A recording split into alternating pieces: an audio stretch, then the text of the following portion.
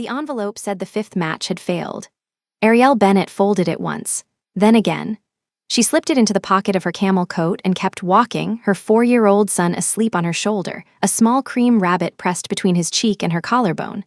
3 a.m. in Manhattan. The hospital doors hissed shut behind her. The doctor's voice still hung in the cold air. Only the biological father has a real chance. She is black, beautiful, slender, a curator of contemporary African art at a boutique gallery on the Upper East Side. She built that life alone, from nothing, after the country that took her son's father threw her out pregnant and unwanted. 30 hours later, she lands in Seoul. In the taxi to a cheap hotel in Mapogu, the driver's small television plays the morning news. A man in a black Italian suit raising a glass beside a woman in champagne silk. Silver eyes, silver wolf. Kang Si-woo, head of the Kang dynasty, announcing his engagement at the Grand Hyatt tomorrow night. The camera moves closer.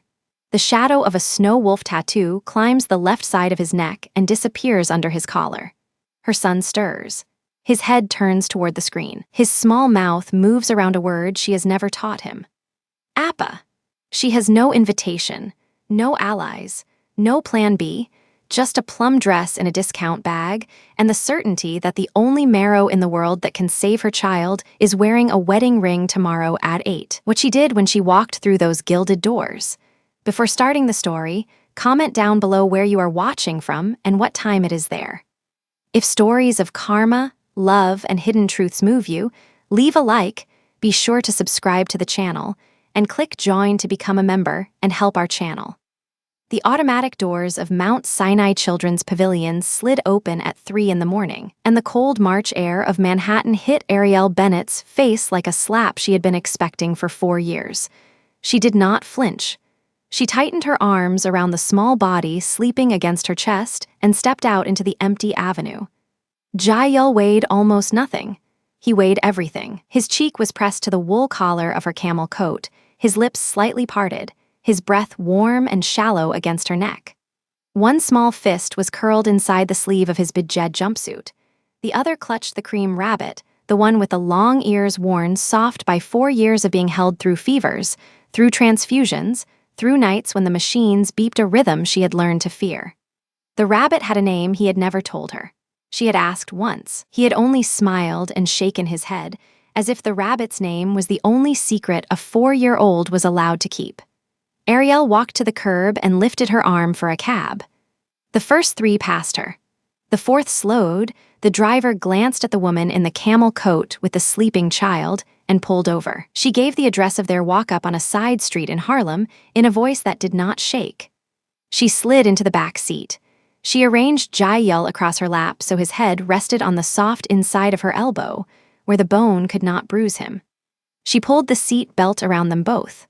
Only when the cab pulled away from the curb, only when the lights of the hospital slid backward across the rear window and disappeared, did she allow her hand to drift to the inside pocket of the camel coat.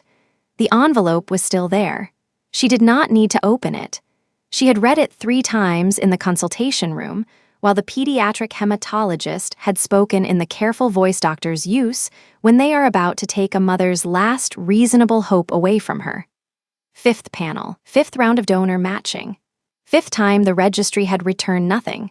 The hematologist had taken his glasses off. He had set them on the desk between them. He had folded his hands. MS, Bennett, he had said. The donor pool for biracial children is small. The pool for Korean black children is smaller. We have screened every registered donor on 3 continents. We have screened every member of your family. There is no compatible match. She had nodded. She had not cried. At this point, he had said, your son's only realistic chance of a successful transplant is a first-degree biological relative on the paternal side. A parent, a full sibling. The Korean father, the man whose name was not on the birth certificate. The man whose name she had not spoken aloud in 4 years. Without that match, the hematologist had said, very gently, we are looking at months, perhaps a year with aggressive transfusion support. I am sorry. She had thanked him. She had asked for the envelope. She had walked into the recovery room where her son was waking up from the last bone marrow biopsy of his short life, and she had smiled at him as if the world had not just narrowed to a single corridor. Now, in the back of the cab, with his weight warm against her thigh and his small breath fogging the camel wool, she let her fingers rest on the paper inside her pocket, and she did the arithmetic she had been doing for 48 hours. 4 years in Manhattan, built from nothing. The 2 suitcases she had landed with at JFK, pregnant, 26 years old, the inside of her lip still split from the last thing Lady Kang My-suk had said to her in the corridor of the Seoul estate. The cleaning shifts. The night shifts at the gallery in Chelsea, while she finished the master's degree she had abandoned in Seoul.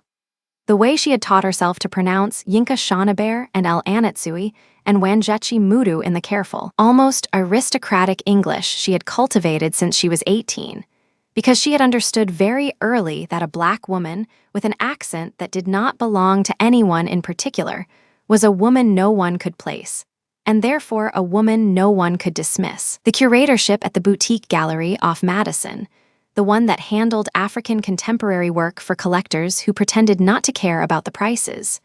Her name on the wall by the door, in matte gold leaf below the owners. Ariel Bennett, curator.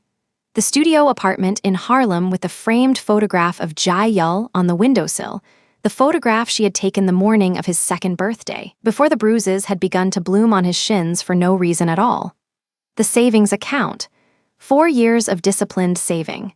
Drained in 8 months of treatment, of specialists, of the experimental panel the insurance had refused to cover. The last check cashed yesterday. Converted this morning into a one-way ticket on a Korean air flight that left JFK in 29 hours. She closed her eyes. Seoul, the city that had pushed her, pregnant and silent, through the service entrance of a private estate at 2 in the morning. The city whose airport she had sworn she would never see again until they carried her through it in a box. She was going back, tomorrow night, with her son in her arms and a passport she had renewed in secret and an envelope in her pocket that said she had no other choice. The cab turned onto her block. She paid in cash. She tipped well, because the driver had not woken Jai Yul, and because 4 years in Manhattan had taught her that small dignities mattered more on the bad nights than on the good ones. She carried her son up 4 flights of stairs without setting him down. She unlocked the door with one hand. She crossed the small, immaculate living room, past the bookshelf where her master's thesis on transatlantic visual culture sat between a small jade elephant and a child's drawing of a rabbit, and into the single bedroom. She laid him on the bed. She unzipped the bejed jumpsuit. She slid the cream sweater off over his head, careful of the central lines still bandaged into the crook of his small arm, careful of the bruise blooming yellow and violet along his ribs. He did not wake. He never woke anymore, on the nights after a procedure. The sedation lingered in his small body the way the fear lingered in hers. She tucked him under the duvet. She placed the cream rabbit in the curl of his arm. His fingers closed around the long, worn ears without him surfacing for even a moment. She stood at the foot of the bed and she looked at her son. Pale brown skin, luminous even now, even with the doctor's shadow under his eyes. Black hair, soft and slightly wavy, falling over his forehead. The round cheeks she had given him. The perfectly symmetrical features she had not. And closed now, hidden behind the long lashes she counted every night when she could not sleep, the eyes, the silver eyes. She had told him, the first time he had asked, that they were the color of the moon. He had liked that. He had asked, at 3, why no one else at his daycare had moon eyes. She had told him that they were rare, that they were a gift. That one day she would tell him the rest. He had nodded, as if a 3-year-old understood the word later, and he had gone back to lining up his plastic dinosaurs in a perfect, silent row. She stood at the foot of the bed for a long time. Then she crossed back into the living room. She did not turn on the overhead light. She walked to the small mahogany desk in the corner, the one she had bought at an estate sale in Brooklyn for $40, and refinished herself on the fire escape one summer.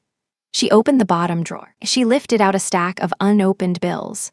Underneath the bills, in a manila envelope she had not touched in 4 years, was a single photograph. She took it out. She laid it flat on the desk under the small banker's lamp. The photograph had been taken with a film camera on the rooftop of a building in Itaewon in the spring before everything had ended. She was 25 in the photograph. He was 30. She was laughing at something he had just said. Her head was tipped back. His arm was around her waist, his hand spread flat against the small of her back, as if the act of holding her was the only serious thing he had ever done. He was looking at her, not the camera. His silver eyes were silver even in the cheap print. The wolf tattoo climbed the left side of his neck and disappeared under the collar of a black shirt with 3 buttons open. His black hair was slicked straight back from a forehead that did not belong to a man who knew how to be afraid of anything. Kang Si-woo, Silver Wolf, 31 years old at the time the picture was taken. 35 years old now. Heir, then. Absolute head of the Kang dynasty, now. Private ports along the Yellow Sea.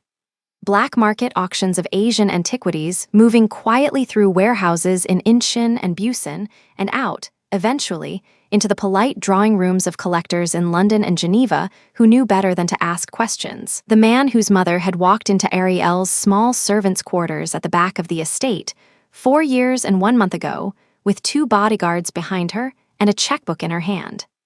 The man whose mother had said, in the cold and elegant English she reserved for inferiors, that the Kang bloodline did not mix, that if Ariel was carrying what she suspected she was carrying, it would be terminated, with the family's discretion and the family's money, and Ariel would be on a plane back to New York by morning. The man whose mother had said, when Ariel had refused, that there were other ways. That accidents happened in Seoul to women who did not understand their place. That she would give Ariel 1 chance to disappear with the money, and 1 chance only. The man who had never been told, because his mother had told Ariel, with the calm of a woman who had arranged worse things, that Si-woo would never believe her over his own blood. That she had already prepared the story. That Si-woo would be told Ariel had sold the family's auction routes to the Sasaki Syndicate in Osaka. That Si-woo would be told Ariel had taken the money and run. That Si-woo would hate her for the rest of his life. And that this was the kindest version of the story Ariel was going to get. Ariel had taken nothing. She had walked out of the estate at 2 in the morning in the clothes she stood in, with the small jade elephant Si-woo had given her on their first anniversary in the pocket of her cardigan, and she had bought the cheapest ticket back to JFK with a credit card her grandmother in Atlanta had co-signed when she was 18.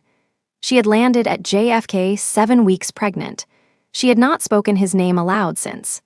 Now, in the small pool of light from the banker's lamp, she touched the edge of the photograph with 1 fingertip. She did not let herself touch his face. She turned the photograph over. On the back, in her own handwriting from 4 years ago, were 3 words she had written the night she had bought the picture frame she had never used. I loved him. She slid the photograph back into the manila envelope. She slid the envelope back under the bills. She closed the drawer. She sat at the desk for a long moment with her hands flat on the wood, and she made herself breathe. He was engaged. She had seen it 3 days ago. In the international section of a Korean newspaper, she had picked up at a kiosk in Koreatown because some part of her, the part she did not speak to, had never stopped looking. The announcement had been small. A photograph of Kang Si-woo in a black Italian suit, beside a woman in pale champagne silk. Lee Ki-rin, the heiress of the Lee financial dynasty. The engagement gala was scheduled for the following month at the Grand Hyatt Seoul. She had done the math then, standing at the kiosk with a cup of coffee cooling in her hand. The gala was on a Saturday night, Seoul time. She had a son who had 8 months at the outside. She had walked home. She had cashed the last check. She had bought the ticket. The flight landed at Incheon at 6 in the evening local time. The gala began at 9 the following evening, in a ballroom 40 minutes by taxi from the airport. 30 hours from landing. No invitation. No allies. No plan B. A 4-year-old boy with silver eyes asleep in the next room and a photograph in the bottom drawer of a desk she would not see again for a long time, if ever. She stood up. She walked to the kitchen. She filled a glass of water from the tap. She drank it standing at the sink, looking out at the fire escape, at the rectangle of sky above the brownstones across the street where the first thin gray light of the worst morning of her adult life was beginning to bruise the horizon. She set the glass down. She rinsed it. She placed it upside down on the dish rack to dry.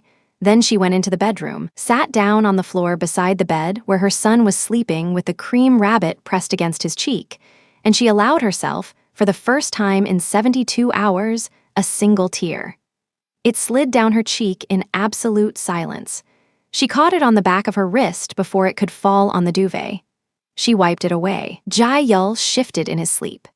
His small hand uncurled, found her fingers in the half-dark, and closed around her thumb the way he had closed around her thumb the very first hour of his life, in a hospital across town, 4 years ago, when she had looked down into a tiny face with eyes the color of the moon, and understood that whatever else happened to her now, she was no longer the woman she had been before. She did not pull her hand away. She sat there on the floor beside her son, with his small fingers around her thumb, and the gray morning beginning to climb the wall above the bed. And she made the only promise she had left to make. If Kang Si-woo threw her out of the Grand Hyatt Ballroom on Saturday night, in front of 400 people, in front of the woman he was about to marry, in front of the mother who had tried to kill her child before he was born, she would let him throw her out. She would walk through the doors of the ballroom with her dignity intact and her son in her arms, and she would say what she had come to say, and she would let him do whatever he was going to do. But she would say it, because her son was 4 years old, and his eyes were the color of the moon, and somewhere on the other side of the world, a man with the same eyes was raising a glass of champagne to a woman in pale silk, and he did not know. He did not know. She tightened her thumb against the small, sleeping fist of her son. Tomorrow, she whispered to no one, to herself, to the child whose fingers held her in the dark. Tomorrow we go. Outside, on the avenue, a garbage truck began its slow, mechanical work. The gray light climbed another inch up the wall. The cream rabbit watched her with its one good button eye and said nothing. Ariel Bennett did not sleep. She did not sleep, but at 5 in the morning she stood up from the edge of the bed, washed her face in cold water, and folded the camel coat into the larger of the 2 suitcases. The smaller one held Jae-yul's medicine bottles, his thermometer, his transfusion records translated into 3 languages, the worn cream rabbit's spare sweater, and a single soft toy ambulance the boy had carried out of the hospital gift shop 2 Christmases ago. She did not pack a photograph. She had stopped keeping photographs of the man 4 years ago, the night she had burned every print and every drive in a metal trash can on a Harlem rooftop while a January wind cut through her second-hand coat. The taxi to JFK came at 6. The driver did not ask questions. Jae-yul slept against her shoulder through check-in, through security, through the long, hollow corridor of Terminal 4, the rabbit pressed under his small chin. At the gate, an older Korean grandmother in a quilted jacket smiled at the sleeping boy and said something soft in Korean that Ariel did not understand. Ariel bowed her head a fraction and did not answer. The woman's eyes went, as everyone's eyes always went, to the boy's face and stayed a half-second longer than they should have, as if searching for something she could not name. Ariel had learned to absorb that half-second without flinching. She absorbed it now. She boarded the plane. In the cabin, she took the window seat, fastened the small belt across Jae-yul's lap, and pressed her forehead briefly to the cold plastic of the window while the aircraft taxied. New York unrolled in gray pre-dawn light. The runway lifted. The wheels folded. The city she had built herself in for 4 years tilted and fell away under the wing. She did not look back. 14 hours. 14 hours of recycled air and dimmed cabin lights, of Jae-yul's small body curled against her ribs, of the rabbit perched on the meal tray like a tiny sentinel. She fed him crushed pills with a teaspoon of apple juice. She wiped his forehead with a cool cloth when the fever climbed 1/2 degree. She counted his breaths. She did not eat. She did not watch the screen. She sat with her hand flat on her son's chest and felt the rise and fall and thought about 30 hours, and how 30 hours was both forever and nothing at all. Somewhere over the Pacific, the cabin lights dimmed to a low amber. The woman in the aisle seat across from her, an American businesswoman in her 50s with gray roots showing under expensive dye, fell asleep with her mouth slightly open. The man in front of Ariel reclined his seat without warning, and the back of his head came almost into her lap. She moved Jae-yul gently, adjusted the angle, did not say anything. She had learned, in the 4 years since the eviction of her old life, how much space a woman was permitted to take in any cabin she had paid for, and the answer was always less than she had bought. She thought about Seoul. She did not allow herself to think about him directly. She thought instead about the shape of the city. The slope of the streets in Iriwen, where she had once bought a coffee from a small kiosk on a winter morning. The wide marble lobby of the gallery in Samcheongdong, where she had been working as a junior researcher when the silver-eyed man had first walked through the door, 4 years and 6 months ago, and asked in soft, careful English to see the Yun Hyong-kyun paintings in the back room. She thought about the shape of his shoulders that day, the precise stillness of him under the gallery light. She thought about the way her own voice had not shaken when she had given him the catalog. She closed her eyes briefly. She opened them again. Memory was not a weapon she could afford to carry into this country. She put it down on the cabin floor and stepped over it.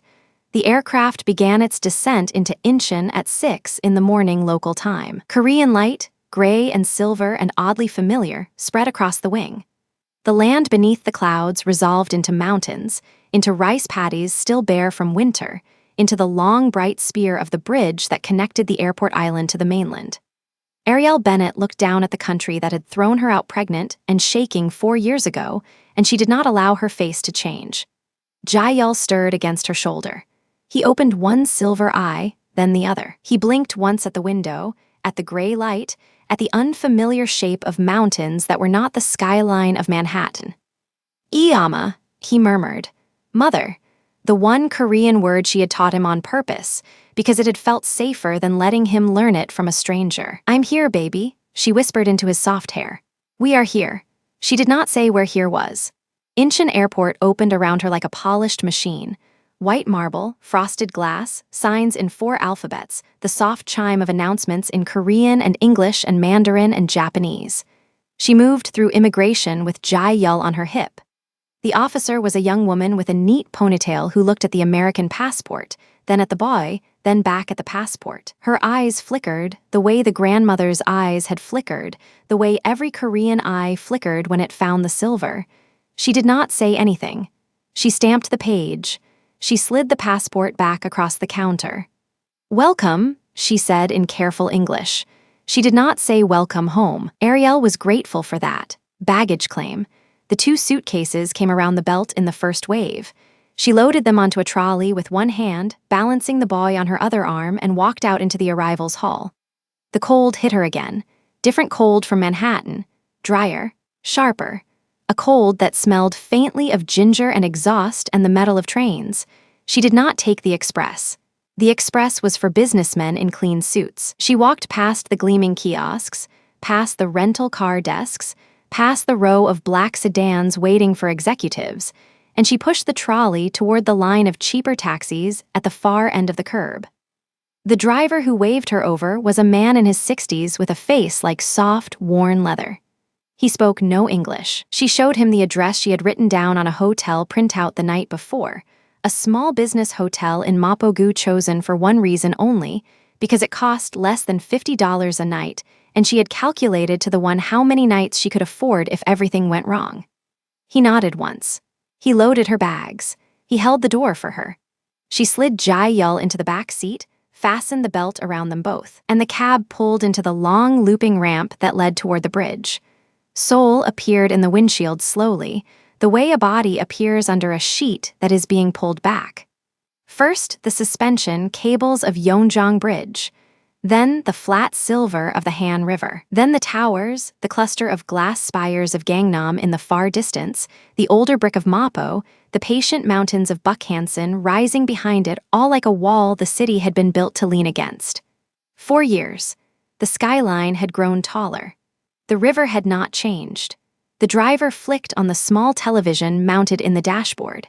It was an old habit of Seoul taxi drivers, the morning news, the volume low, the weather forecast, and the stock market crawl and the celebrity gossip and the politics all blending into a single soft murmur that the driver no longer truly heard. Ariel did not listen. She watched Jae-yul. He had fallen asleep again, his cheek against her collarbone, the rabbit's one good button eye staring up at the cab's ceiling. Then the news anchor said a name, Kang Si-woo. Ariel's body went still in a way that had nothing to do with the chill of the cab. She did not move her head. She did not turn her eyes. She let her gaze drift casually to the small screen in the dashboard, the way a tired tourist might glance at a moving image. The screen showed a photograph. A press photograph, posed and lit by professionals, the kind that ran on the front page of the business section of every Korean daily. A woman in a pale champagne dress, hair pulled back smooth and shining, hands folded over a delicate bouquet of white orchids. A man behind her, half a step taller than her shoulder, in a perfectly cut black suit, no tie, the top button of a crisp white shirt undone. His hand rested at the small of her back with the polite precision of a sponsorship arrangement. His face filled the right half of the frame. She had not seen that face in 4 years. She had stopped letting herself dream it after the first year.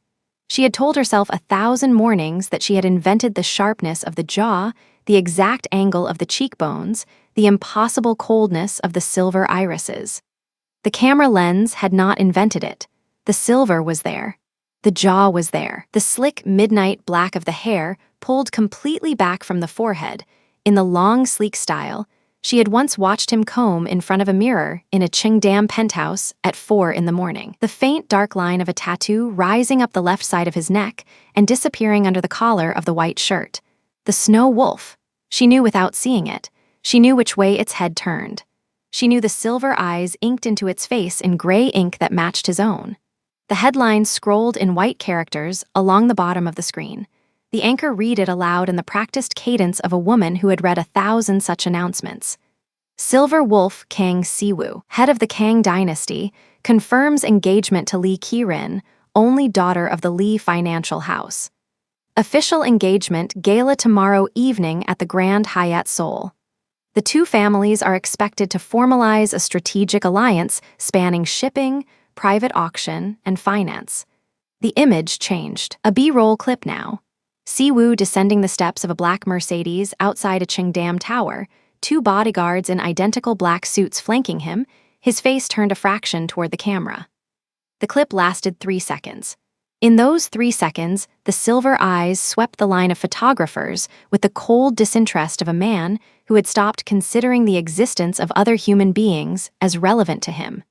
Ariel felt her own pulse in her throat. She did not let it reach her face. The taxi driver was humming to himself, oblivious, tapping the steering wheel in time to a song only he could hear. She allowed herself one breath. In, out, then a small movement against her chest. Jae-yul had woken. He had not lifted his head. He had only shifted, the way he shifted when his fever was climbing again, the rabbit pressed under his chin. His silver eyes were open. They were not looking at her. They were looking, with the slow, soft attention of a 4-year-old whose world was still made of curiosity rather than language, at the screen on the dashboard. The B-roll had cycled back to the close-up of the engagement photograph. Siwoo's face filled the frame. The silver irises. The black slicked hair. The faint shadow of the wolf on his neck. Jae-yul looked. He blinked. He looked again. His small mouth opened. His lips shaped a sound that she had not taught him, that no one in the brownstones of Harlem had ever taught him, that no nurse in the pediatric ward of Mount Sinai had ever whispered to him, that no children's book in his small painted bookshelf had ever printed in any language. "Appa," he said, soft, sleepy, half question, half recognition. "Father." Ariel Bennett did not move. She did not breathe. She felt the words slide through the cab like a draft from a door she had bolted 4 years ago and never opened again. The driver hummed. The screen changed to a weather forecast. A small animated sun rose over a small animated map of the peninsula. Jae-yul let his eyes close. The rabbit slipped a fraction in his grip, and he caught it without waking. He sighed, a small wet sigh against her collarbone, and his small body settled deeper into hers. She lowered her face slowly until her lips were against the soft black volume of his hair. "Yes, baby," she breathed, so quiet the driver could not have heard it even if he had been listening. "Appa." She had not said the word in 4 years. It tasted like rust on her tongue. The cab climbed onto the bridge. The Han River spread out beneath them, gray and silver and endless. The towers of Uedo rose on the southern bank. Somewhere among those towers, in a corner sweet 40 floors above the river, a man in a black suit was reading the morning briefing with one hand and stirring black coffee with the other and would not know for 30 hours, that the small, silver-eyed boy who had just spoken his name in a stranger's taxi existed at all. Ariel Bennett looked out the window at the gray city and began to count. 30 hours. Roughly, from the moment the press confirmed the time of the gala to the moment a champagne flute would be lifted to seal a strategic alliance between the Kang and the Lee.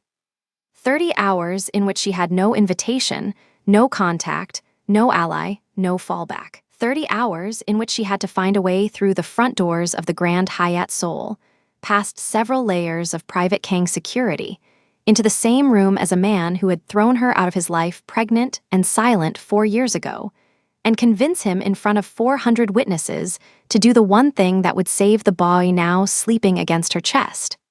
She did not know how. She knew she would. The cab came down off the bridge and slid into the narrow streets of Mapogu, past the chicken restaurant still shuttered for morning, past the late shift workers carrying paper cups of coffee, past a row of small shops selling cheap clothing in plastic-wrapped piles in the windows. She noted one of the shops. A long pane of glass, a handwritten sign in Korean and bad English. Wedding guest, banquet wear, formal sale. She filed the address in her memory the way she had once filed gallery contacts. She did not look at it twice. The taxi pulled up in front of the small business hotel on a side street. A narrow doorway, a single lit sign in white katakana that should have been Hangul, a tired bellhop nodding from behind a counter the size of a coffin. She paid in one counted carefully from a thin envelope. She did not tip too much, because too much would be remembered, and she did not tip too little, because too little would be remembered. She carried Jae-yul into the elevator. The bellhop carried the bags. The mirrored walls of the small lift threw back the image of a tall black woman in a camel coat holding a sleeping mixed-race child with silver eyes against her shoulder. And the bellhop, who had seen many things in his 30 years on this counter, allowed his eyes to stay on the reflection a half-second too long, and then looked at the floor. The room was on the 7th floor. It was the size of a parking space. A narrow bed, a tiny desk, a kettle, a window looking onto the brick wall of the building next door. She laid Jae-yul on the bed and tucked the cream rabbit into the curve of his arm. She kissed his forehead. The fever was steady, not climbing. She straightened. She walked to the window. She looked at the brick wall. 30 hours. She turned from the window. She picked up the small notepad on the desk and the pen with the hotel's name printed on it. She sat on the floor with her back against the foot of the bed, the cream rabbit watching her from the pillow, and she began to write, in the same careful curatorial handwriting she used to label the cards beside paintings in the Manhattan Gallery, a list. Dress, heels, hair, earrings, posture, story, a way in. Outside in the corridor, a maid pushed a cart, and somewhere down the hall a door closed, and the city of Seoul kept moving around the small hotel room on its long, indifferent morning. And Ariel Bennett bent her head over the page and began, very calmly, to plan a war she intended to fight in a plum-colored dress. She wrote 3 lists on the back of the hospital envelope. The first list was the gala. Time, address, dress code, the exact entrance the camera flashes in the news clip had shown last night. Grand Hyatt Seoul, Namsan Slope, North Driveway under the glass canopy. 8 in the evening, Korean Standard Time. Black tie. Invitations cross-checked at the door against a printed master sheet held by a man in a black earpiece. She wrote those details in small, precise letters, the way she had once written acquisition memos for a gallery on the Upper East Side. The second list was Jae-yul. Temperature at 7 that morning, 37.4. Last transfusion, 16 days ago. Medication, due at noon and again at 8 in the evening. Snack tolerance, dry crackers, and half a banana. She underlined the 8 in the evening dose twice. Whatever happened at the Grand Hyatt, the pill had to go into the boy by 8. The third list was money. $740 left on her debit card. Cash in one, $230,000, roughly $160. Hotel room, paid through tomorrow morning. After that, nothing. She folded the envelope in half, slid it into the inner pocket of the camel coat, and stood up from the small desk. Jae-yul was awake on the bed, propped against 2 pillows, the cream rabbit balanced on his knees. He was watching her with the wide silver eyes that had stopped people in airports for 4 years, and he was very quiet, the way sick children learn to be quiet when they understand that an adult is thinking hard. "Iama," he said. "Yes, little one. Where are we going today?" She crossed the room and sat on the edge of the bed and lifted the rabbit and placed it back against his small chest. The boy's hand closed around its worn ear the way it always did. "Today," she said, "we are going to buy Mama a pretty dress. And then we are going to a very big party." He considered that with the gravity of a 4-year-old who had spent more hours in oncology wards than in playgrounds. "Is it a doctor party?" "No, baby, it is a grown-up party, but there is a man there that Mama needs to talk to." A nice man. She did not lie to him. She had stopped lying to him months ago, around the time he had learned the word for needle. Mama hopes so. He thought about that and then nodded once and reached up and touched her cheek with the back of his hand, lightly, as if checking her temperature the way she checked his. Then he laid his head back against the pillow and closed his eyes for a moment, and she sat very still beside him and let him rest. She had 13 hours. The discount shop she found at the corner of Mapodero and a narrow side street was the kind of place that sold last season's department store overstock at a third of the original price. A small Korean woman in reading glasses sat behind the counter, watching a daytime drama on a small television. The dresses hung in 3 crowded rows along the back wall, plastic still on some of the shoulders. Ariel walked the rows once, slowly, with Jael on her hip. The rabbit's nose pressed into her collarbone. She had 200,000 won to spend, and she could not spend a single one more than that. She did not look at the rose-colored dresses, or the navy, or the safe black. She had buried herself in safe black for 4 years, in low heels and quiet cardigans and the small invisible silhouette of a single mother stretching every dollar. Tonight she did not need invisible. Tonight she needed to walk through a marble lobby past men with earpieces and reach a microphone 3 meters from a stage. And for that she needed a color that made the room turn its head before she opened her mouth. She found it on the second pass. A midi dress in deep plum, true plum, the color of a bruise healing into wine, long sleeves, a neckline that climbed close to the collarbone. The fabric was a heavy crepe that fell from the waist in a clean, unhurried line, the kind of cut that did not beg for attention but demanded it once it had been given. There was a small mark on the inside hem, almost invisible, the reason it was on the discount rack at all. The price tag said 180,000 won. She tried it on in a curtained corner the size of a phone booth. Jael sat on a small plastic stool with the rabbit on his lap and watched her in the cloudy mirror. The dress fit as if a stranger had taken her measurements in a previous life. She turned once and saw, in the dim shop light, a woman she had not seen since before the eviction, before the maternity ward, before the night on the Harlem rooftop with the metal trash can and the burning photographs. The woman in the mirror had the same dignity Ariel had walked into the New York gallery with at 24, but harder now, more permanent, fired in a kiln of 4 very long years. She did not cry. She had learned not to cry in dressing rooms. She paid in cash. The woman behind the counter wrapped the dress in tissue paper and slid it into a plain black bag and looked once, for a long, careful second, at the silver-eyed boy on the small stool, and then bowed her head and said something in soft Korean that Ariel did not understand. Ariel bowed back and said the only Korean phrase she had practiced, the one for thank you, and the woman's eyes were very kind for a moment that nobody photographed and nobody recorded. Outside, on the sidewalk, Jael tugged at her sleeve. "Iama," the lady was sad. "Yes, baby, I think she was." "Why?" "I do not know, little one. Sometimes ladies are sad about other ladies, even ladies they do not know." He thought about that the rest of the walk back to the hotel, while Ariel dressed her son in the small hotel room, in a sandstone office, on the 47th floor of the Kang Tower in Gangnam. The silver wolf was not dressing for any party at all. He was sitting at a long table of black lacquered walnut, in shirt sleeves rolled twice past the wrist, his suit jacket on the back of the chair, the tattoo of the snow wolf rising past the open collar of his white Egyptian cotton shirt and disappearing into the side of his neck. A crystal tumbler of single malt scotch sat by his right hand, untouched for the last 40 minutes. The ice in it had not melted.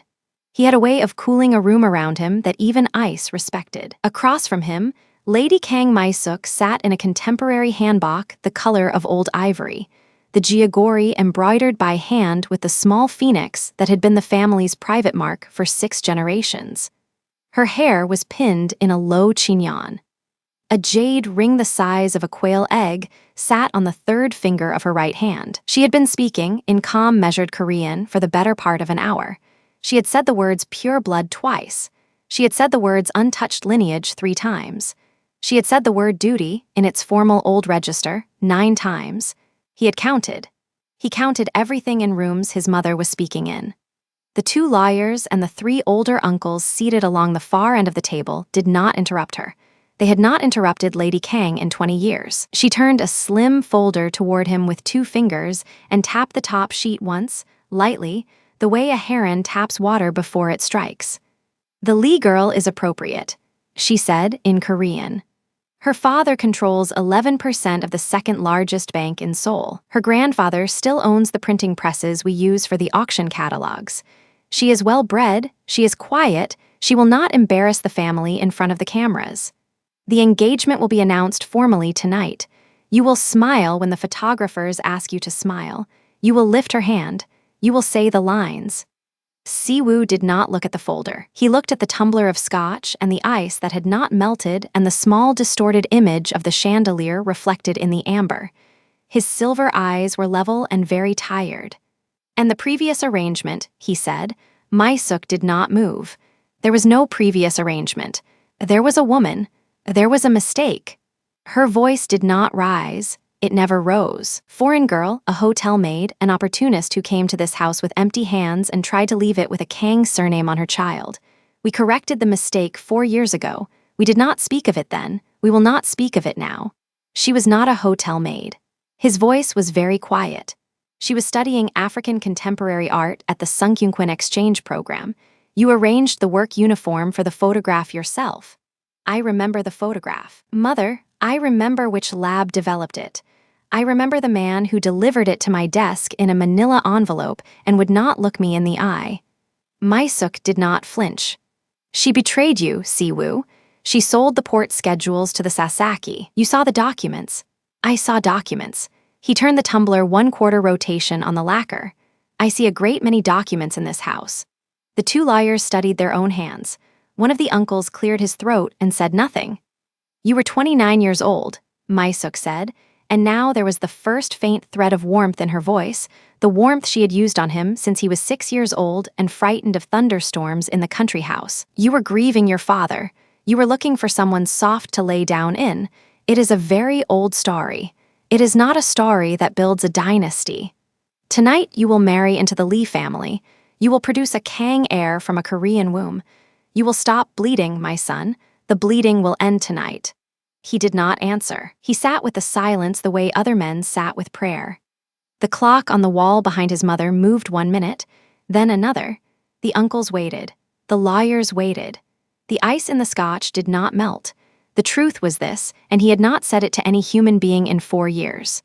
The scar of the woman lived under his ribs like a second heart that beat slightly off rhythm with his first.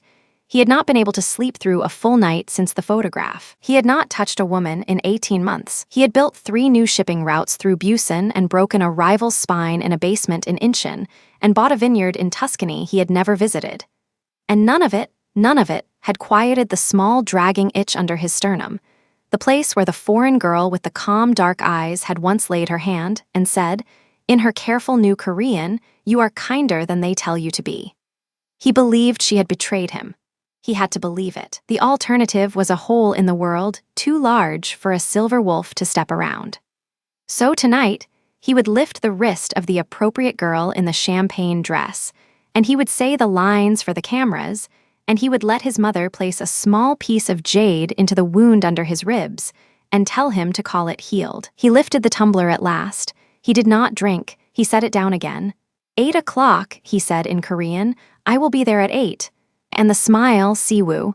"I will give them," he said quietly, "exactly the face you have paid for." My-suk inclined her head a fraction of an inch. It was the closest she came in public to satisfaction. She closed the folder.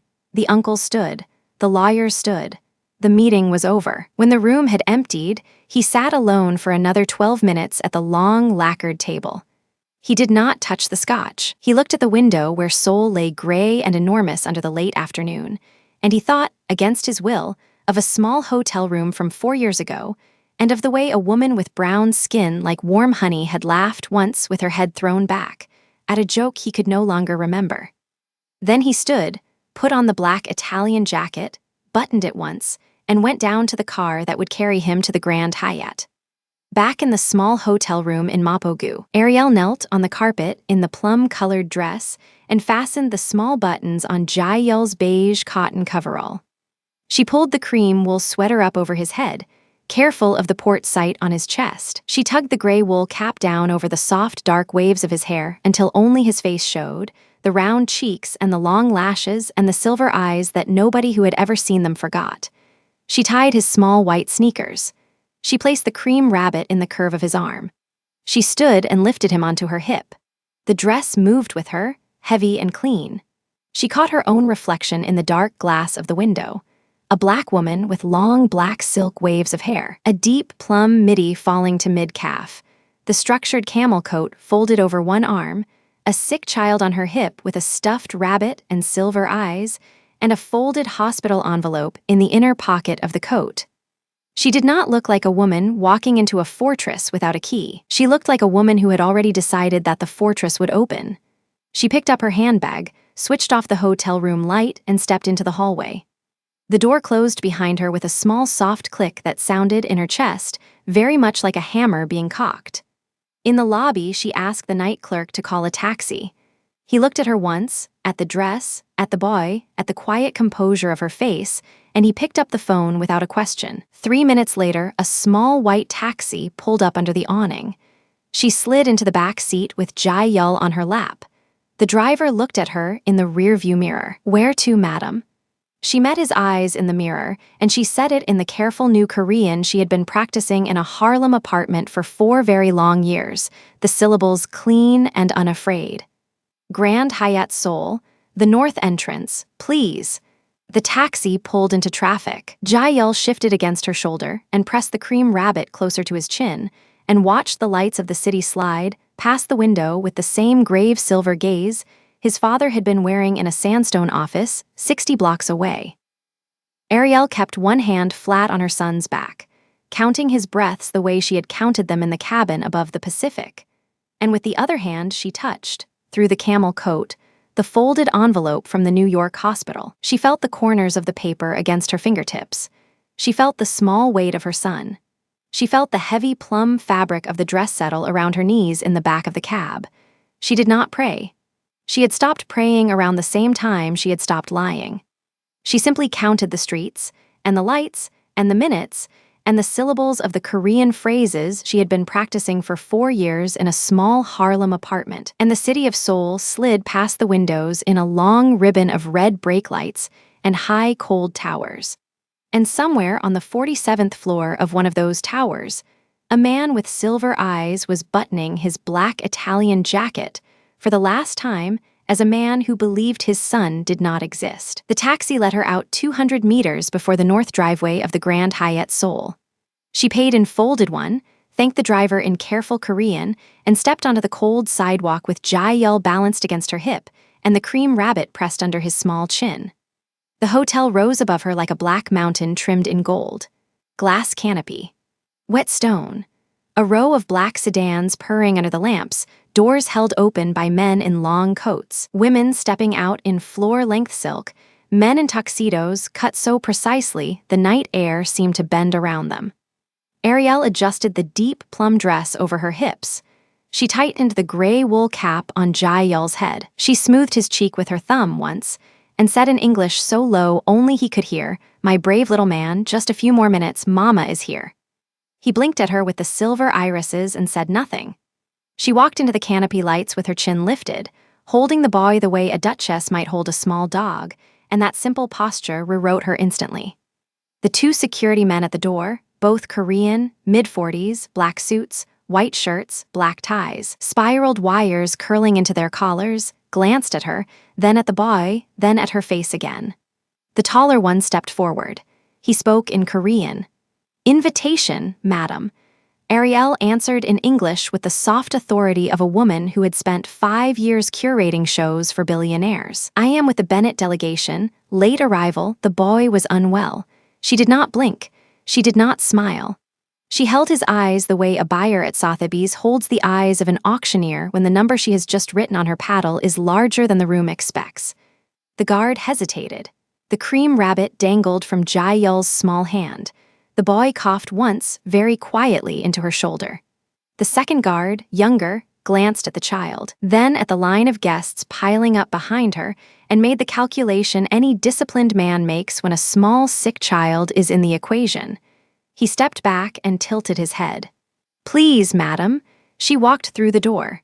The lobby opened into a white marble foyer the size of a small chapel. Crystal sconces lining the walls, a staircase of glass and brass curving up to the second floor, a scent of white lilies and very expensive cologne, cameras flashing somewhere near the press rope on the left. She did not look at the cameras. She turned right, the way a returning guest would turn, and walked across the marble with Jael's cheek warm against her neck. She climbed the staircase one slow step at a time. The plum hem of her dress brushed each marble tread. Halfway up, a server with a silver tray stopped and offered her champagne. She lifted her free hand in a small, graceful refusal. He bowed. He moved on. No one stopped her. At the top of the stairs, the ballroom doors stood open, 2 leaves of dark lacquered wood, attendants in white gloves on either side. From inside came the murmur of 400 voices in 2 languages, the polite high notes of a string quartet, and the soft repeated chime of crystal against crystal. She paused at the threshold. Inside, under the largest chandelier she had ever seen, the Korean elite of 3 generations stood in clusters of black tuxedos and ivory and jade gowns. Cabinet ministers, Keeball heirs, old men with liver-spotted hands resting on cane handles of polished bone, women in hanbok modernized into haute couture, sleeves embroidered with phoenixes, giagori panels of stiff silk catching the chandelier light. A low stage stood at the far end of the room, draped in dark velvet, and on the stage waited a single tall microphone on a brass stand. Her eyes went to the front row by reflex. Lady Kang My-suk sat there in a hanbok of ivory and jade, chima pooling around her feet in a perfect circle, hair coiled into a low chignon, jade brooch in the shape of a phoenix pinned over her heart. Her hands rested in her lap. Her face was the face of a woman who had been preparing this night for 40 years. To the matriarch's right, on a velvet chair carved with cranes, sat the bride. Lee Ki-rin in a champagne gown that fell from her shoulders like spilled honey. The bodice scattered with small clear stones, a bouquet of white orchids balanced on her knees. Porcelain skin, long black hair brushed perfectly straight to her waist. Eyes lowered to the orchids, the way a girl who has been told who she will marry since she was 9 learns to lower her eyes. And on the stage, alone, with one hand resting on the microphone stand, stood the silver wolf. Ariel's breath did not catch. She had spent 4 years preparing for the moment her breath would not catch. Kang Si-woo in a black Italian 3-piece, lapels narrow, waistcoat closed over a white Egyptian cotton shirt, graphite silk tie knotted in a small, flawless dimple.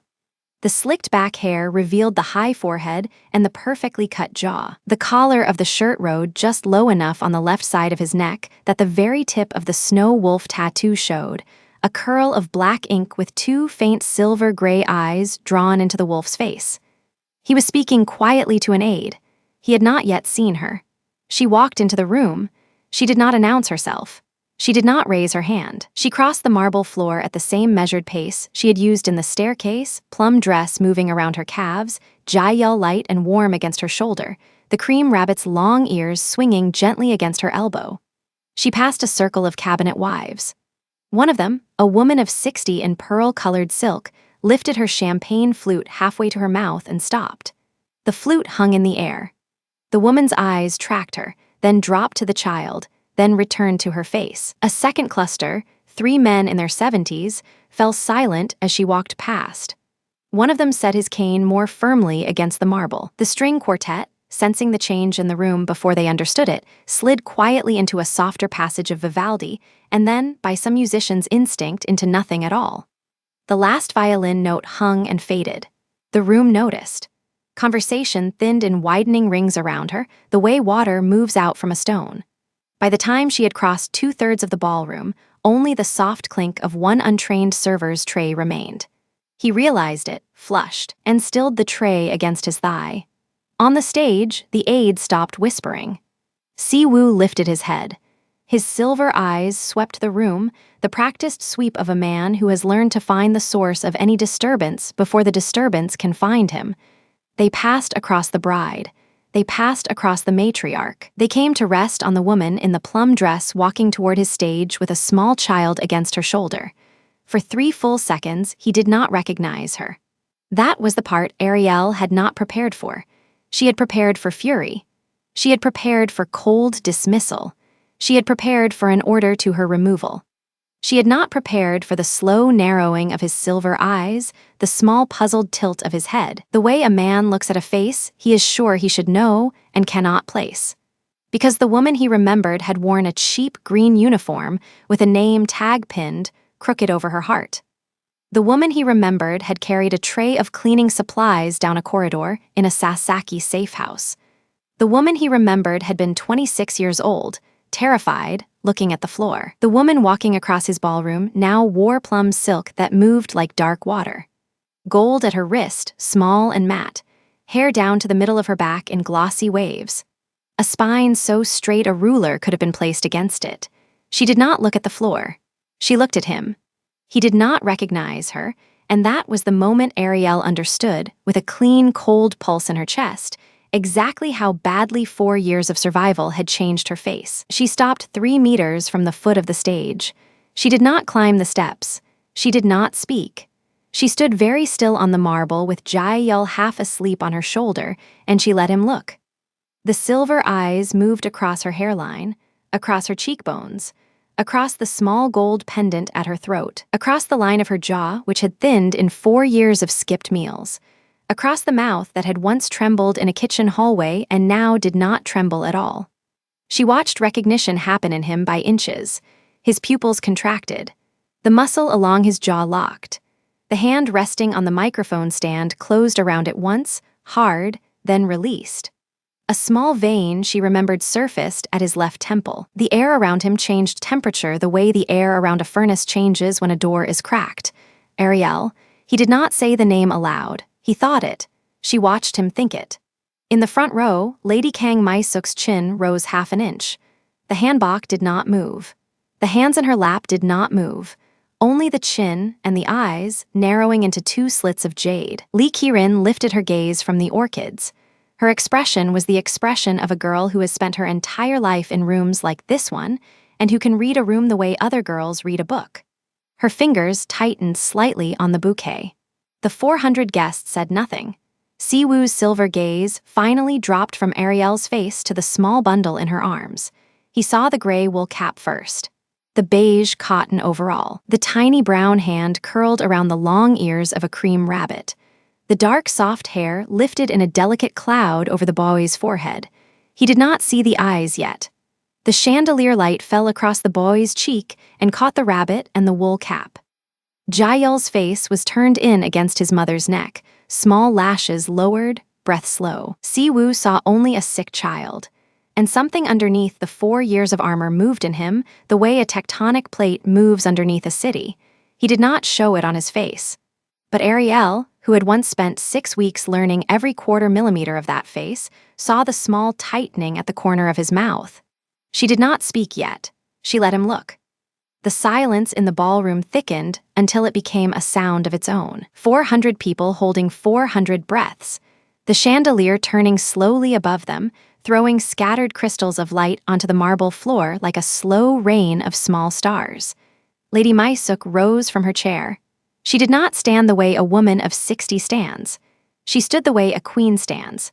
The hanbok lifted in a long, smooth line. The phoenix brooch caught the chandelier. She turned her head 90 degrees and fixed her cold jade eyes on the woman in plum standing in front of the stage. For one heartbeat, Ariel and the matriarch looked at each other across the marble. It was My-suk who had paid Sasaki, 4 years and 3 months ago, to have a young Black American hotel maid placed in a corridor where her son would find her. It was My-suk who had paid the lab to falsify the pregnancy report. It was My-suk who had paid the doctor, who had pressed his cold fingers against Ariel's belly and signed a paper that said the child was not Kang.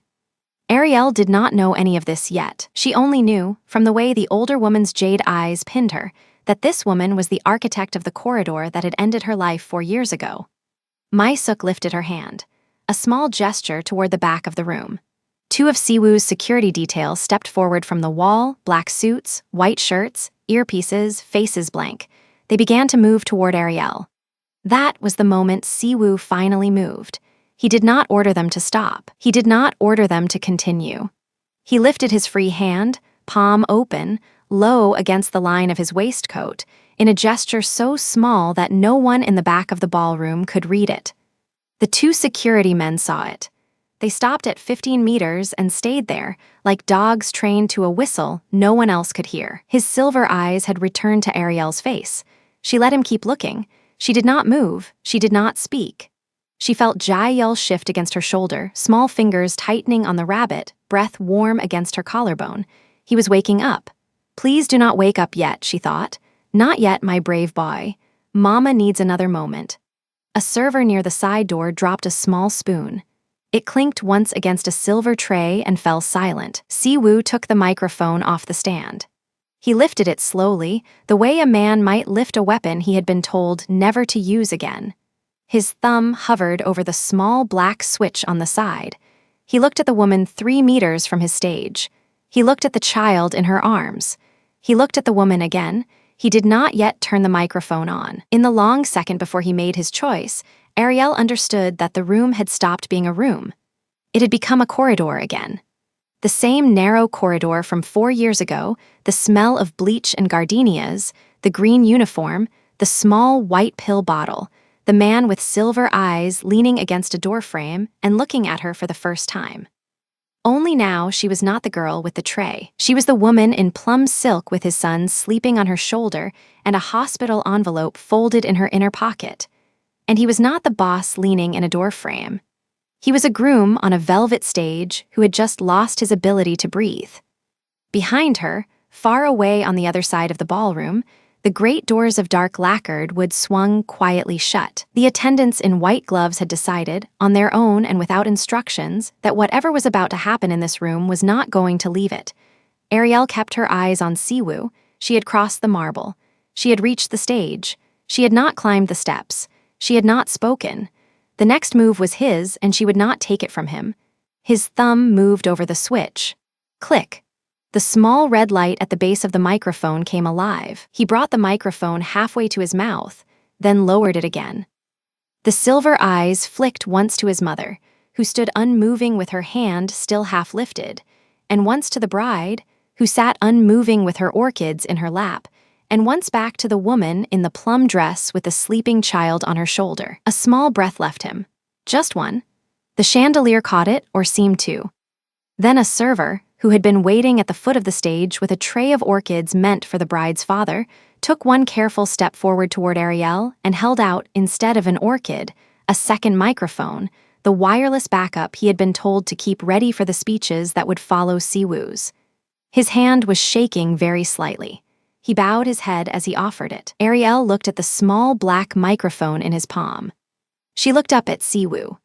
And then, with one slow and perfectly steady hand, while her other arm tightened protectively around her son, the curator from Manhattan reached out across 4 years of silence and took the microphone from the server's tray. The microphone was lighter than she expected. Cold metal, ridged grip, a little red dot blinking near the base that told her it was already live. 400 people were already listening to the soft sound of her breath against the mesh. Ariel did not adjust the device. She did not test it. She had spoken in front of board members, art collectors, ambassadors. She knew exactly where to hold a microphone so the voice came out clean. She lifted it to her mouth. Jae-yeol stirred against her shoulder. The cream rabbit hung from his small fist by one long, worn ear. His cheek was pressed into the silk of her deep plum dress, leaving a faint damp patch where his mouth had been. She felt his weight settle deeper into her arm, trusting her with the kind of absolute, unthinking trust that only a 4-year-old can give. That trust was the only thing in the room that did not tremble. "My name is Ariel Bennett," she said. Her voice carried. The acoustics of the Grand Hyatt Ballroom had been designed for orchestras, and they treated her low, steady alto like a cello. The chandelier above them, that enormous crystal beast hanging on 3 iron chains, caught the syllables and threw them softly back at the marble floor. "I am a curator of contemporary African art at the Marrow Gallery in Manhattan. I flew in from New York 23 hours ago. I am not on any guest list." A wave of confused murmuring moved through the crowd like wind across wheat. 400 faces in champagne and black tie. She did not look at them. She kept her eyes fixed on the silver ones at the edge of the small platform. "The child in my arms is named Kang Jae-yul. He turned 4 years old in March. He has severe aplastic anemia. His own bone marrow has stopped producing the cells that keep him alive." She felt Jae-yul's small breath against the side of her neck. Warm, slow. The breath of a child who had finally, after months of needles and machines, found somewhere safe enough to sleep. His doctors in New York have tested 572 registered donors over 14 months. None of them match. The pediatric hematologist at Mount Sinai told me 2 weeks ago that the only realistic match left in the world is his biological father. She paused. She let the silence work for her. "He needs you," she said. The words were quiet. They were not pleading. They were the words a curator uses when she places a final, important piece in the center of a room and lets the light do the rest of the talking. "He needs a bone marrow transplant. You are the only match. Please." She lowered the microphone slightly. She did not say anything else. She did not have to. The story sat there on the marble floor between her and Siwoo, breathing. For a long, suspended moment, no one in the ballroom moved. The string quartet on the far side of the platform had stopped playing without her noticing. A waiter with a tray of champagne flutes stood frozen near a column, his white-gloved hand wrapped around a stem. Even the photographers near the back wall had let their cameras drop slightly. 400 members of Seoul's hardest, oldest, most calculating money were holding their breath at the same time. Siwoo had not blinked. His silver eyes had locked onto her the second she lifted the microphone, and they had not moved since. The brilliant overhead light caught the snow wolf tattoo climbing the left side of his neck, and the inked eyes of the wolf seemed to stare at her too, a second pair of silver, watching from beneath the collar of his black Italian suit. His jaw worked once. The muscle along the line of it tightened and released. His knuckles, where they gripped the edge of the small podium beside him, had gone white. He was looking at the rabbit. She saw it happen. His gaze, for half a second, slipped down from her face to the small cream-colored stuffed animal hanging from Jae-yul's fist. Then it climbed slowly to the gentle slope of the boy's cheek pressed against her shoulder. Then to the dark, soft hair at the top of the small head. He could not see the boy's face from that angle. The child was turned in. Sleeping. Hidden, something cracked behind the silver of Siwoo's eyes, not loudly, a hairline fracture. A man who had spent 4 years building a wall of permafrost across his chest felt the first thin line spider across it.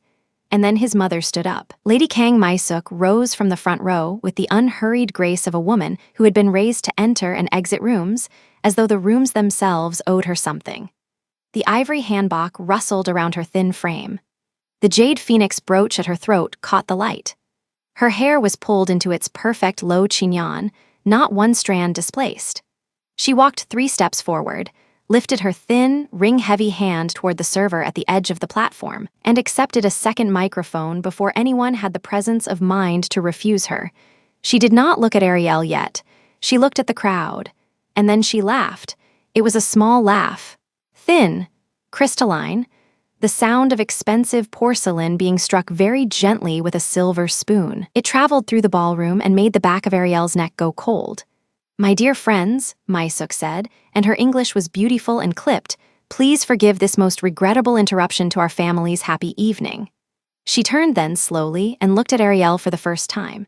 Her eyes were narrow and dark and entirely without warmth, set above cheekbones so sharp they could have cut glass. The corners of her painted mouth curved up. "I do recognize this woman," she said. The murmuring in the crowd stopped. 4 years ago, My-suk continued, addressing the room rather than Ariel, This person was employed for a short time in a junior administrative capacity at one of our family's offices in Seoul. A clerical position. Filing. Coffee. She left under circumstances that, out of respect for my son's good name, we chose not to make public at the time. She paused. She let the word public hang. It is now my regret that we did not. Ariel did not move. She had taught herself, in 4 years of pediatric oncology wards and broken insurance calls and overnight buses to Boston for second opinions, how to keep her face still while someone tried to dismantle her in public. The trick was breathing through the nose. Slow, controlled, the chest could shake.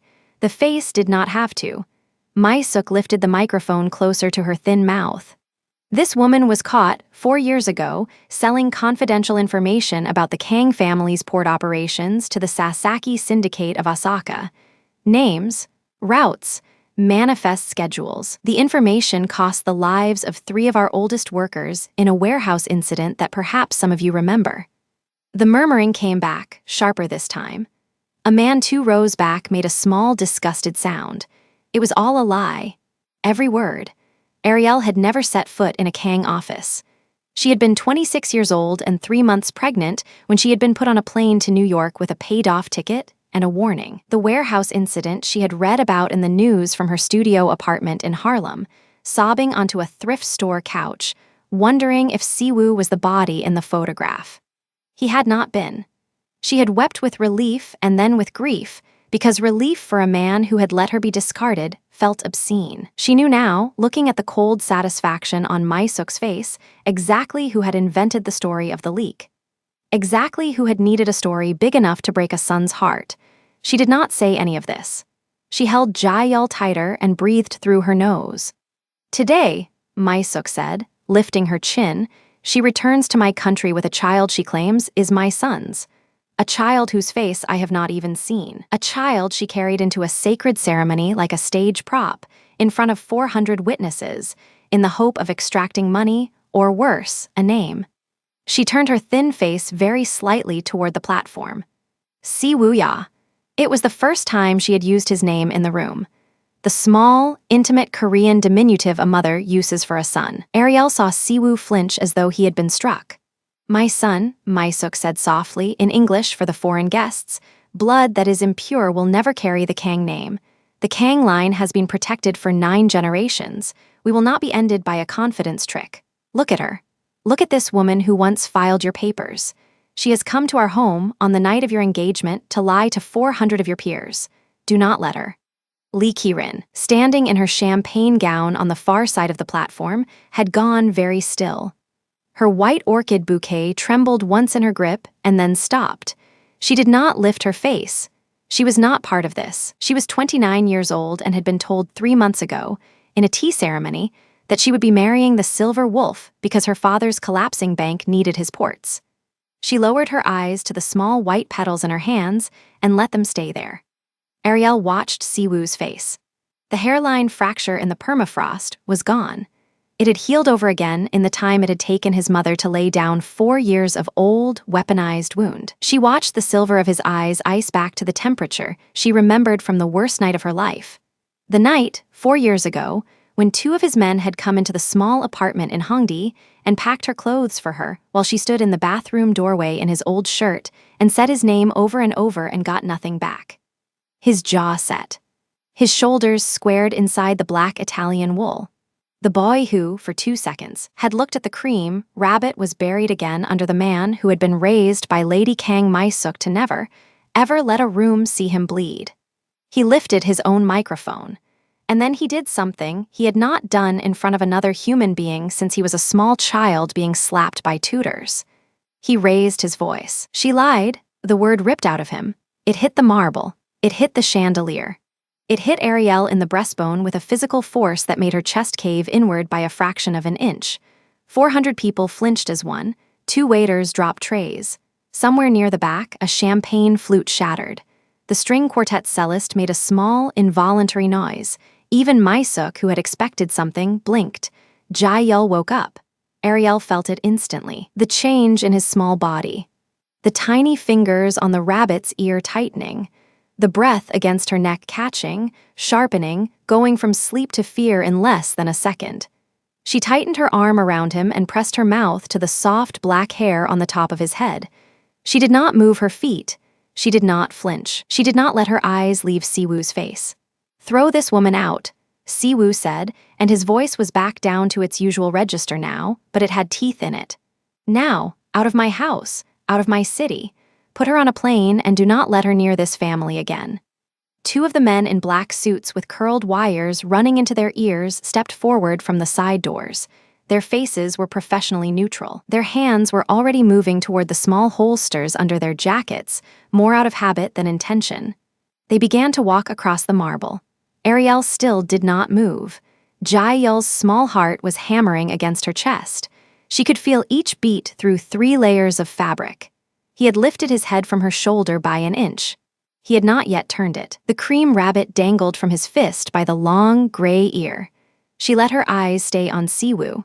She did not look at the guards walking toward her. She did not look at the crowd. She did not look at Maisuk's small, victorious smile at the corner of the platform. She looked at the man she had loved when she was 26, at the silver wolf tattoo climbing the side of his neck, at the silver eyes that had once, in a dark apartment in Hongdae, looked at her as though she was the only living thing he had ever been able to see. She held his gaze, and she did not look away. In her arms, very slowly, her son began to turn his face toward the light. The first guard reached her. He stopped 2 feet to her left and lifted a gloved hand toward her elbow, polite, almost regretful, a man who had been trained to escort women out of rooms with as little visible force as possible. He cleared his throat softly. "Benetessai," he said in Korean. "Please." Ariel did not look at him. Jae-yul's small head lifted another inch off her shoulder. His soft, sleep-warm cheek dragged against the silk of the deep plum dress and left a faint print there. He blinked twice, slowly, the way small children blink when they are trying to understand a noise they do not recognize.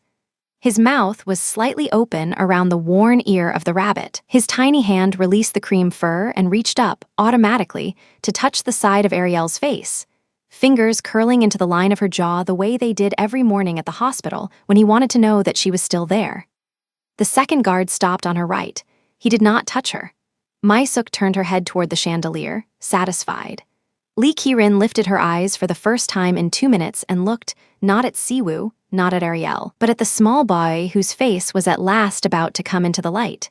Something soft and very sad moved across her expression.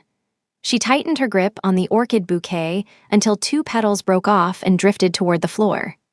Siwoo, on the platform, was breathing hard through his nose. The microphone hung at the end of his arm. His silver eyes were locked on Ariel's face. He had not yet looked at the child she was holding. He could not, yet. The wall his mother had spent his whole life teaching him to build was still standing between him and the small dark head against her neck. The guard on her left moved his hand a fraction closer to her elbow. He still did not touch her. He was waiting. He was a professional, and he could feel the strangeness of the moment as clearly as anyone in the room could feel it. The way the air had gone heavy and metallic, the way the chandelier seemed to be holding its breath above all of their heads. Ariel did not move. She did one thing only. She lowered her face by half an inch, pressed her cheek into the soft black hair on the top of her son's head, and whispered to him in English so quiet that even the guard at her elbow could not hear it. "Look up, baby," she said. "It's okay. Look up for Mama." And in the silence of 400 frozen people, under the enormous breathing crystal of the Grand Hyatt chandelier, the small mixed boy with the worn cream rabbit in his fist began, very slowly, to lift his face toward the light. The light from the chandelier was the kind of light that decided things.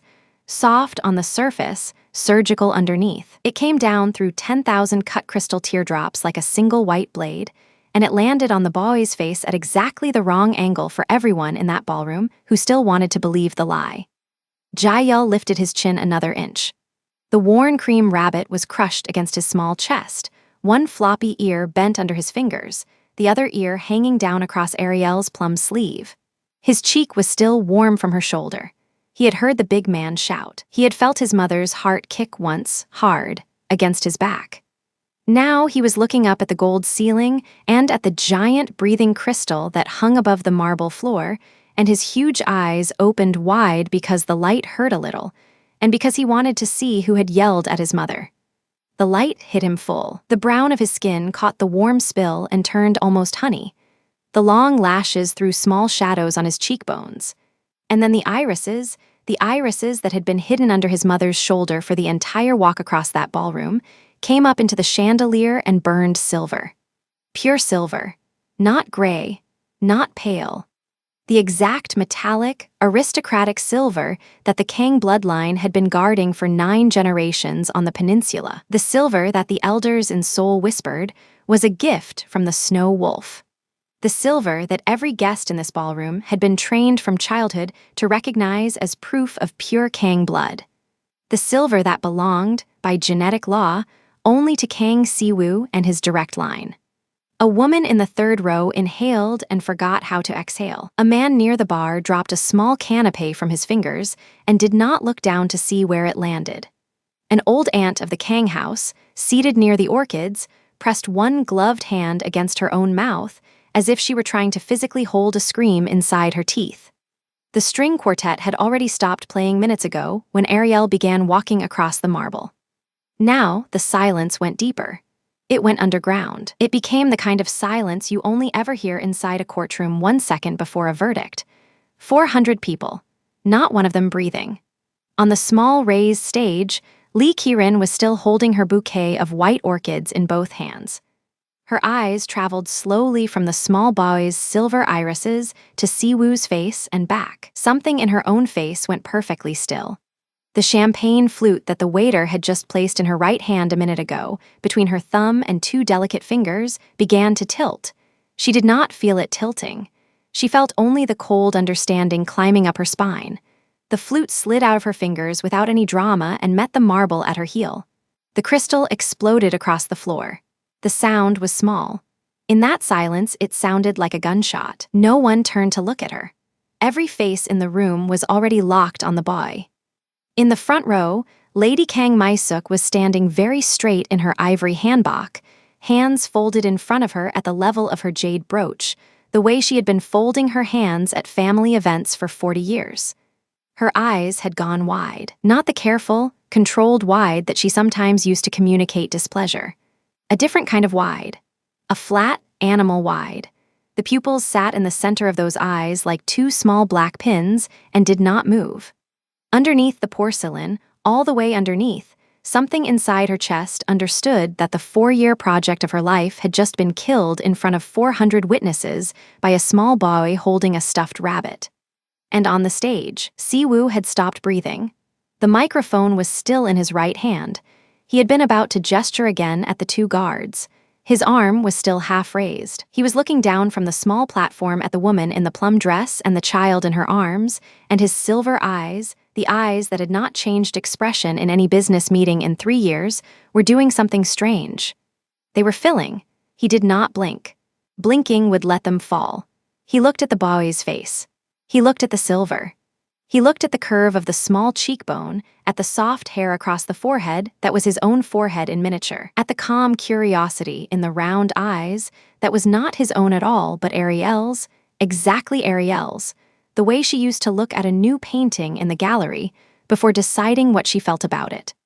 4 years collapsed inside his ribs in 1 second. He saw, all at once and all in pieces, a hallway in his Seoul penthouse 4 years ago. A maid running. A doctor he had not called. Pills that were not supposed to be in any cabinet. His own mother sitting in the back garden the next morning, calmly drinking tea, telling him a story about a young Black American woman who had taken money from the Sasaki family and run. A story he had swallowed whole because he had been 28 and bleeding inside and too proud to fly to New York and ask Ariel herself. He had believed his mother. He had stayed in Seoul and turned to ice and built a wall around his name and let the woman he loved disappear into Manhattan with the only piece of him that was worth keeping. The microphone slipped 1/4 inch in his fingers. He walked down off the stage. He did not run.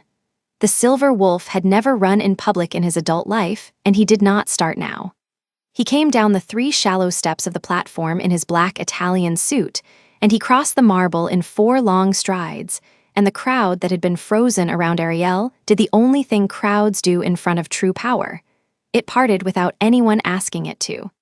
He stopped exactly 1 meter from her. Up close, she was even more impossible than she had been from across the room. The deep plum of her dress drank the chandelier light. The gold chain at her throat caught it and gave it back. Her hair fell in those long black waves down past her chest, the way it had 4 years ago in a small apartment in Hanam-dong, and her eyes, those huge, calm, exhausted eyes, were looking at him with no anger and no plea. Only the steady look of a mother who had come to ask for a life. Whoever's life had to be torn open in the asking. He looked down at the boy in her arms. The boy looked up at him. Silver met silver. The chandelier above them was very bright and very kind, and the boy did the thing children do when they decide a stranger is not as scary as he first sounded. He tilted his head slightly to one side and studied the man's face. His small mouth shaped a soft, careful, half-asleep syllable. Appa. Siwoo's knees went out from under him. He did not catch himself. He did not pretend the floor was where he had meant to go. The Silver Wolf, head of the Kang House, the man whose name was whispered with fear from Busan to Vladivostok, went straight down onto the cold, white marble of the Grand Hyatt Ballroom in front of 400 frozen guests, and he stayed there. A guest in the second row made a small sound and looked away. Siwoo's face was 3 feet from his son's. His shoulders, those enormous shoulders that had carried his entire bloodline for a decade, went forward and then went very still. He did not touch the child. He did not yet trust his own hands. He only looked. The silver in his eyes broke, and the water that had been waiting behind it for 4 years finally came down his cheekbones in 2 clean lines. He did not wipe them. He turned his head slowly, deliberately, the way a wolf turns its head when it has finally seen the trap, and he looked across the marble at his mother. Maisuk had not moved. The ivory hanbok was still perfectly arranged at her ankles. Her hands were still folded, but her face had begun, very slowly, to lose its color, not all at once, in small patches. First the skin around the mouth, then the place above the eyebrows. The careful porcelain was failing in front of the entire dynasty she had spent her whole life curating. He did not have to say it. She saw, in his silver eyes from across the floor, that he had finally understood, that every smooth sentence she had ever spoken to him about a Black American girl and the Sasaki family had been a knife she had handed to him to use on the mother of his own child. That the doctor she had quietly arranged 4 years ago in a hallway in Hanam-dong had not failed by accident. That the woman she had told him to forget had been pregnant when she ran, had been running because she had been told by Maisuk's own people that her child would not survive its first week if she stayed. He understood the entire architecture in 1 second on his knees in front of his son. Behind him, Ariel did not move.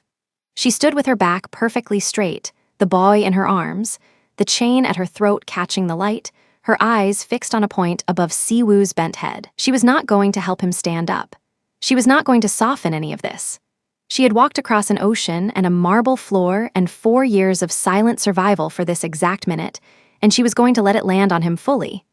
But she also tilted her chin down, very slightly, and pressed her cheek into Jae-yul's soft hair and breathed out for the first time since she had stepped through the foyer. The boy, satisfied that the kneeling man was no longer dangerous, lifted the cream rabbit and held it out solemnly in his small fist. He offered it to Siwoo, a father he had named once in a taxi from the airport. Siwoo's hand finally came up. It was shaking. The Silver Wolf's hand, the hand that had signed contracts in 3 languages and ended careers with a slow pen stroke, was shaking like a boy's hand. He did not take the rabbit. He took the boy's small fingers in his and folded them gently back around the toy and pressed his forehead, for 1 long second, against the back of that tiny hand. When he lifted his face again, his cheeks were wet, and his eyes were no longer the eyes of a Korean mafia boss. They were the eyes of a man who had just been told that his son was alive. He stood up slowly. He did not stand up with the smooth, aristocratic grace that the room had been trained to expect from him. He stood up like a man who had been hit by a car and had decided in the middle of bleeding that there was something he still had to finish before he was allowed to lie down. He turned his back on his mother without looking at her. He stepped onto the small stage again. He bent and picked up the microphone he had dropped, and he tapped it once lightly with 2 fingers to confirm it was still alive. The sound carried.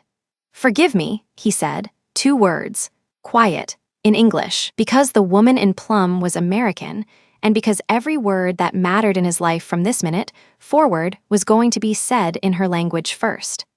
A hush moved through the room that was somehow deeper than the silence that had come before. He did not look at Lee Kieran yet.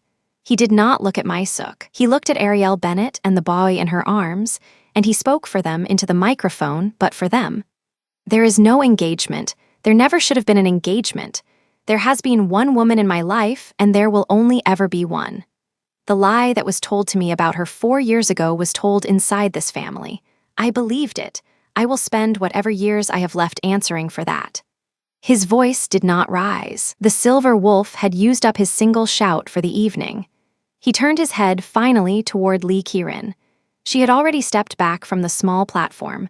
The orchids were still in her hand. Her face, that careful, elegant face that had been bred from childhood for moments exactly like this one, was completely calm. She met his eyes and she gave him a small, single, almost grateful nod. Whatever sentence he had been about to offer her, she had already accepted before he spoke it. She set the bouquet down on the empty chair behind her, gathered the long champagne hem of her dress in one hand, and walked off the stage with the same dignity she had walked onto it. Her family would survive without this contract. So would she. Siwoo watched her go for 1 heartbeat. Then he turned, slowly, like a gun on a tripod, and he looked at his mother. Mysuk had finally taken 1 small step backward. The marble under her embroidered slipper made no sound. He brought the microphone close to his mouth. His silver eyes were dry again now. Whatever softness had been in them for his son was already locked away for later, behind the same wall it had always lived behind. "Lady Kang Mysuk," he said, just her full name. The room flinched at the formality of it. "From this hour, you are removed from the Kang house. You will be escorted from this ballroom. You will not return to any property under the Kang name. Your accounts are frozen as of this minute. Your seat on the family council is dissolved. You no longer hold a name in this bloodline." The microphone did not shake in his hand. "You tried to kill my son before he was born." 400 people heard it. The 2 guards who had been advancing on Ariel 3 minutes ago understood, without anyone giving them a new order, that their assignment had changed. They turned smoothly, and they walked across the marble toward the front row. They stopped on either side of Mysuk in her ivory hanbok, and they waited, with the same patient, faceless politeness they had been waiting at the doors with all evening, for her to begin walking.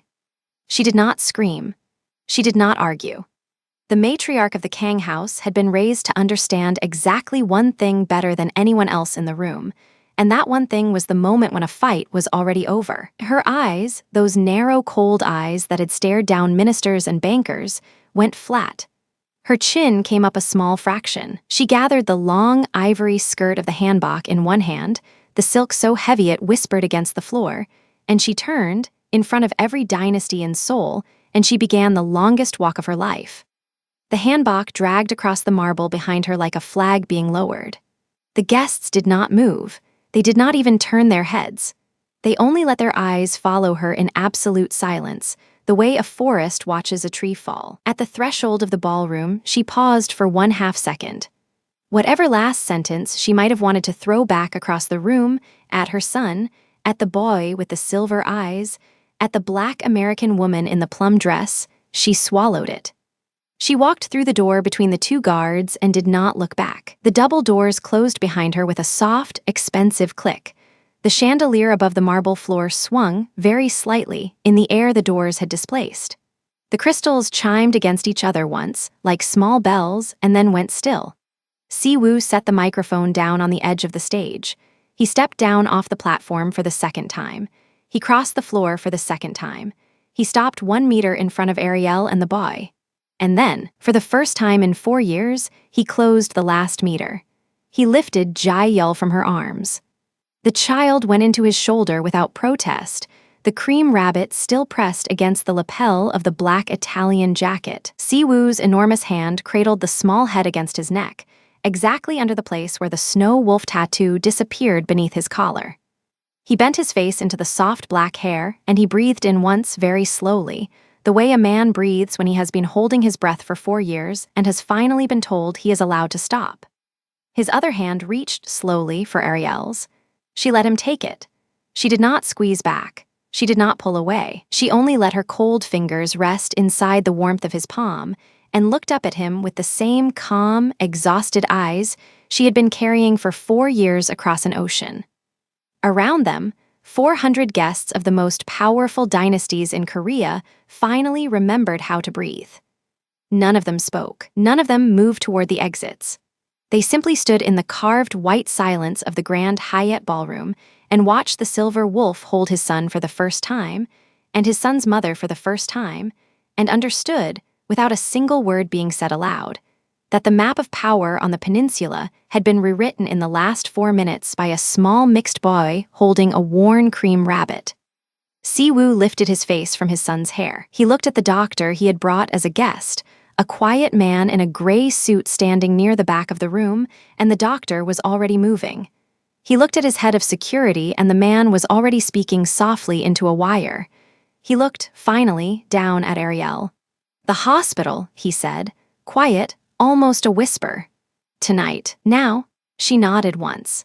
And without another word spoken across that marble floor, the 3 of them began to walk out of the ballroom together, the way they should have walked out of every room together for the last 4 years. If the story stayed with you even after the screen went dark, know this, it doesn't end here. Our private community is the extension of this channel. Every story ad-free. No interruptions. No breaks in the atmosphere. Bonus scenes and extra chapters the public version doesn't show. And for the inner circle, one of our 3 tiers, 1 brand new exclusive full-length story every month. Plus the sensual chapters reserved only for the chair you're sitting in. 3 doors in. Scan the QR code on your screen. Tap the link in the pinned comment, or follow the link in the description below. Your name belongs on the next page. If this story moved you, stop for a moment and reflect. Have you ever carried a child through a country that refused to see you as worthy, knowing the only answer to your prayer was the man who once threw you out? Have you ever held your dignity steady in a room of 400 strangers while the people with power tried to make you small? And when the truth finally rose its face into the light, did the world apologize on its knees, or did it look away again? Tell us your experiences and feelings in the comments. We read them all. And if you believe in stories about motherhood, dignity, and blood that cannot be denied, leave a like. Be sure to subscribe to the channel and click join to become a part of our community and help the channel.